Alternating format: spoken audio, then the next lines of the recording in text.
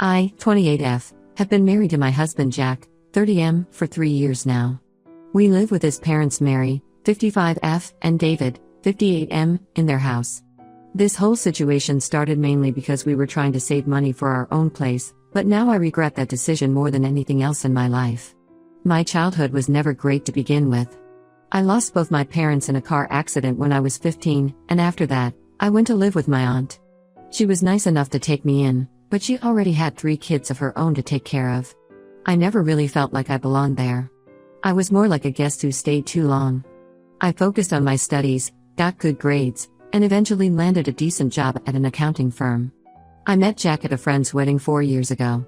He was the groom's cousin and we hit it off immediately. Jack was different from any other guy I had dated before. He was kind, understanding, and most importantly, he made me feel like I finally belonged somewhere. His family seemed perfect at first. Mary was so welcoming during our dating phase that I actually started calling her mom. David was more reserved but always polite and friendly. After dating for a year, Jack proposed and we got married in a small ceremony. We were both working entry-level jobs at the time and struggling to save money for a house deposit. That's when Mary suggested we move in with them temporarily. She said it would help us save money faster, and we could stay as long as we needed. Looking back, I should have seen the red flags even then. She was too eager to have us move in, especially her son. The problems started almost immediately after we moved in. At first, it was small things. Mary would rearrange our room when we were at work because she didn't like how I organized things. She would redo the laundry I had done because apparently I didn't fold the clothes right. She even started cooking all our meals because she said my cooking wasn't healthy enough for her son. I tried to adapt to her ways. I really did. I watched how she did things and tried to copy her methods, but nothing was ever good enough. If I cleaned the bathroom, she would point out spots I missed. If I helped with dinner, she would make comments about how her Jack wasn't used to eating such basic food. Every little thing I did was wrong in her eyes. Jack always told me to ignore it. He said his mom was just particular about how she wanted things done and that she meant well. He grew up with her being this way, so to him it was normal. But it wasn't normal to me. It was suffocating. The situation got worse when Mary started inviting Sarah over. Sarah was Jack's ex-girlfriend from college, and she lived just a few blocks away from us. Apparently, they had dated for 3 years before breaking up because Sarah wanted to focus on her career. Mary never got over their breakup. She would constantly talk about how successful Sarah had become, how she was now a senior manager at her company, and how she would have been the perfect wife for Jack. I put up with all of this because I knew it was temporary. Jack and I were saving money, and in a few months, we would have enough for a house deposit. But then I got pregnant. We had been trying for about a year, and when it finally happened, we were overjoyed. Jack was so happy he cried when I showed him the test. Even David seemed genuinely excited about becoming a grandfather. But Mary, her reaction was completely different. The moment we announced the pregnancy at family dinner, her whole demeanor changed. The fake niceness disappeared entirely. She started making snide comments about how some women get pregnant on purpose to trap men. She would tell Jack in front of me that he was too young to be a father and that he was ruining his life. She began criticizing everything about my pregnancy. If I was nauseous, she would say I was being dramatic. If I was tired, she would say I was lazy. She even started throwing out the prenatal vitamins I bought, saying they were just expensive placebos and that she had her pregnancies without any of that stuff. Then she ramped up her efforts with Sarah.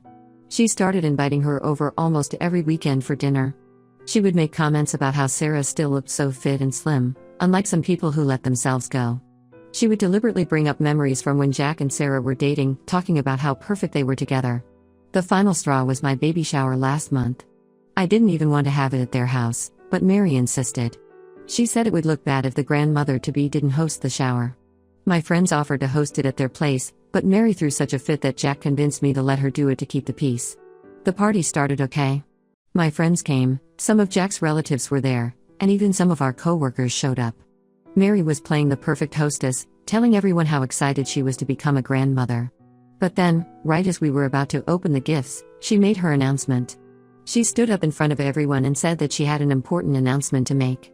She said that while she was happy about the baby, she felt it was time for Jack and me to find our own place. She said she didn't want her house turning into a daycare center, and that we had been living off them for too long. She even had the audacity to say that Sarah had offered to help us find an apartment in her building. I was humiliated. Everyone was staring at us. Some of Jack's relatives were nodding in agreement. That's when I lost it.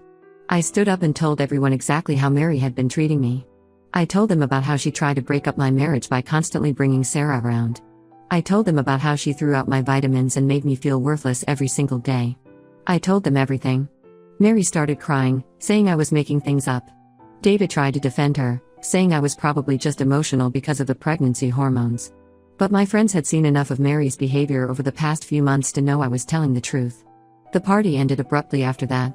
People left awkwardly, not knowing what to say. Mary locked herself in her room, and David told us we should be ashamed of ourselves for ruining their reputation. Jack tried to talk to his mom, but she refused to open the door. She just kept screaming that either I leave their house or she would make my life hell. Now Jack is saying I embarrassed his family and that I should apologize to keep the peace. He says we can't afford to move out right now and that I need to learn to get along with his mom. I don't know what to do anymore. Ida for exposing her behavior in front of everyone? Update 1. These past 2 weeks have been absolute hell. After the baby shower incident, things at home got even worse than I could have imagined. Mary started a smear campaign against me that would put political mudslinging to shame. The day after the baby shower, she called every single family member who had attended the party. She told them I was mentally unstable and had been making up stories about her because I was jealous of her relationship with Jack. She claimed that my pregnancy hormones had made me delusional and that she was actually worried about her grandchild's safety with me. Her lies spread like wildfire through the family.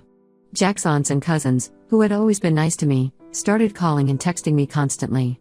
They told me I needed to apologize to Mary for humiliating her in her own house. Some of them even suggested that I should see a psychiatrist because normal pregnant women don't behave this way. One of Jack's aunts, who is a nurse, had the nerve to tell me that she could recommend a good therapist who specializes in prenatal depression. Mary didn't stop there. She started telling the neighbors that she was worried about me living in her house because I had violent tendencies. She claimed that she had seen me throw things around in frustration and that she was scared for everyone's safety. This was a complete lie. I had never thrown anything in my life. But people believed her because she was this sweet, concerned mother-in-law who was just trying to protect her family. The worst part was when she contacted my workplace. She somehow got my supervisor's number and called her, expressing concern about my mental state. She suggested that maybe I should take early maternity leave because the stress wasn't good for the baby. My supervisor called me into her office the next day to ask if everything was okay at home. I was mortified. Through all of this, David remained silent. He would just watch everything unfold without saying a word. Sometimes I caught him looking at me with what seemed like pity, but he never stood up for me. He was completely under Mary's control, just like Jack was slowly becoming. Speaking of Jack, his behavior has been the most disappointing of all. Last night, he sat me down for what he called an important conversation. He said that while he understood why I was upset, maybe I had overreacted at the baby shower. He suggested that we should apologize to his mom to keep the peace because we couldn't afford to move out right now. I couldn't believe what I was hearing. This was the same man who had promised to always protect me and our baby. The same man who had witnessed his mother's awful behavior towards me for months. Now he was asking me to apologize to her? When I refused, he got angry and said I was being stubborn and unreasonable. We had a huge fight after that. I told him that if he couldn't stand up for his pregnant wife against his mother's abuse, maybe we needed to rethink our entire marriage. He called me dramatic and said I was trying to make him choose between his mother and me. The fight ended with him storming out to sleep on the couch. This morning, things got even worse. I was using Jack's laptop to check my email because mine was charging, and a message notification popped up. It was from Sarah. I know I shouldn't have, but I clicked on it. What I found made me sick to my stomach. Jack and Sarah had been texting for weeks. Mary had given Sarah our new contact details, and they had been talking behind my back. The messages weren't romantic, but they were definitely inappropriate for a married man. Sarah was sympathizing with Jack about how difficult I was being, and he was agreeing with her. She even offered to help him find an apartment if he needed to get away for a while to clear his head. When I confronted Jack about the messages, he got defensive. He said Sarah was just being a good friend and that I was paranoid. He accused me of snooping through his private conversations and said this was exactly why his mother thought I was unstable. I'm currently writing this from our bedroom, where I've locked myself in. Jack keeps knocking on the door, saying we need to talk, but I can't even look at him right now. I can hear Mary downstairs, probably planning her next move against me. I don't know what to do anymore. Everyone seems to think I'm the problem. Maybe they're right. Maybe I am being oversensitive. But every time I think about apologizing to Mary, I remember all the horrible things she's done and said to me. I remember how she tried to destroy my reputation and turn my husband against me. And I know in my heart that I'm not wrong. I've started looking for apartments online. I can't stay in this house anymore, even if it means struggling financially. My aunt has offered to let me stay with her until I figure things out. I never thought my marriage would come to this, but I need to protect myself and my baby now. Am I wrong for not giving in and apologizing just to keep the peace? Update 2. A lot has happened since my last update. I moved out of Mary and David's house last week and am currently staying with my best friend Amy. The decision wasn't easy, but after what I discovered, I knew I couldn't stay there any longer. After our fight about the Sarah texts, Jack started acting really strange. He would come home late from work, saying he had extra projects to finish.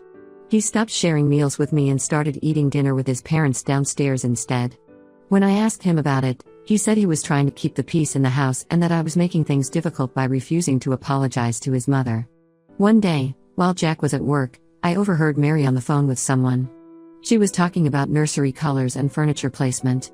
At first, I thought she was talking about plans for our baby, which was weird because she had made it clear she wanted nothing to do with my pregnancy. But then I heard her mention Mark's name, Jack's younger brother. It turns out Mark's wife Lisa is also pregnant, just 2 months behind me.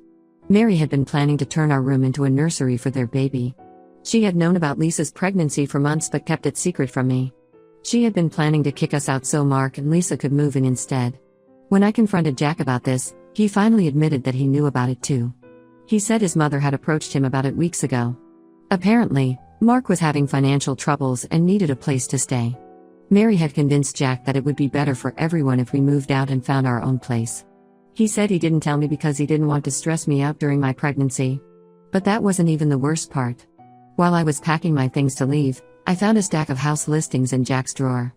They weren't for us, they were apartments Mary had been looking at for me alone. She had been planning to convince Jack to send me to live by myself while he stayed with them until he figured things out. The final straw came when my friend Melissa sent me pictures of Jack and Sarah having dinner together at a restaurant. They weren't alone, Mary was there too, playing matchmaker as usual. The pictures showed them laughing and looking very comfortable with each other. When I showed the pictures to Jack, he didn't even try to deny it. He said Sarah understood what he was going through and was just being supportive. I packed my bags that night and called Amy. She came to pick me up immediately. Mary actually had the audacity to seem pleased when I was leaving. She told me it was the right decision and that Jack needed time to think about what he really wanted in life. I later found out that Mary had already started renovating our room. She had paint samples on the walls and had ordered furniture for the nursery before I even moved out. She had been so certain that she would succeed in getting rid of me that she didn't even try to hide her plans anymore. The worst part is that some of Jack's relatives are still taking their side. They're saying I abandoned my husband and that I'm tearing the family apart. They don't know or don't care about what Mary was planning, or how Jack betrayed me by keeping it secret. Jack keeps calling and texting, saying he misses me and wants me to come back. He promises things will be different this time. He says we can look for our own place now. But I know it's too late. The trust is gone. How can I ever believe anything he says again? I have my first ultrasound appointment next week. I told Jack about it, but I also told him not to come. I don't want him or his mother there. This should be a happy moment for me, and I won't let them ruin it like they ruined everything else. Amy has been amazing through all of this. She's helping me look for a small apartment I can afford on my own salary. She's also been going with me to all my prenatal checkups. Sometimes I wonder if this is how real family is supposed to be, supporting you unconditionally instead of manipulating and betraying you. I don't know what's going to happen next, but I know I made the right choice by leaving. My baby deserves better than a grandmother who schemes behind our backs and a father who can't stand up for what's right. Update 3. I filed for divorce last week, and honestly, it feels like a weight has been lifted off my shoulders. A lot of people might think I'm making a rushed decision, but after everything that's happened, I know it's the right choice for me and my baby. In the past 3 months, I found a small but comfortable apartment and started a new job at a different accounting firm. My new boss is incredibly understanding about my pregnancy and has allowed me to work flexible hours for my prenatal appointments. The pay is slightly better too, which helps with the upcoming baby expenses. Jack didn't take the divorce papers well. He showed up at my apartment unannounced, begging me to reconsider. He said he had finally found us a house and that we could move in right away. He promised he would set boundaries with his mother and that things would be different this time. But it was too late. The trust was gone, and I couldn't believe his promises anymore. I found out through mutual friends that Mary and Sarah had been spending a lot of time at the house since I left. Sarah apparently helps Mary with her gardening now, something Mary always complained I never did. They even went on a weekend trip together, just the 3 of them, Mary, Jack, and Sarah. It's like they're living the life Mary always wanted, with Sarah playing the role of the perfect daughter-in-law. The most surprising thing that happened was David reaching out to me. He came to my office one day and apologized for not standing up for me. He said he knew Mary's behavior was wrong, but he had been too much of a coward to say anything. He even offered to help me financially with the baby, but I declined. I appreciated his apology, but it was too little, too late. Mark and Lisa did end up moving in with Mary and David. Our old room is now a nursery, painted in the exact colors I had once mentioned I liked for our baby's room. Mary got everything she wanted, her perfect son back, probably Sarah too, and the daughter-in-law she always preferred living in her house. My aunt has been my rock through all of this. She's helping me prepare for the baby and has been coming with me to my appointments. I found out I'm having a little girl, and honestly, that makes me even more certain about my decision to leave. I don't want my daughter growing up thinking it's okay for anyone to treat her the way Mary treated me, or that it's acceptable for a man to betray her the way Jack did. I've blocked Jack, Mary, and everyone else from their family on all social media. Some of Jack's relatives still try to reach out, telling me I'm being too harsh and that families should stick together. But they're wrong. Sometimes the best thing you can do for yourself is walk away from toxic people, even if they're family. I know the road ahead won't be easy. Being a single mom wasn't part of my plan, but neither was having in-laws who would try to destroy me. I'm stronger now, and I know I made the right choice. My daughter will grow up knowing her worth, and she'll never have to deal with the kind of manipulation and betrayal I experienced. Sometimes I think about how different things could have been if Jack had just stood up to his mother, or if Mary had accepted me as her daughter-in-law. But dwelling on what-ifs won't change anything. I'm focusing on my future now, my baby, my new job, and my peace of mind. Some people might call me harsh or stubborn, but I call it self-preservation.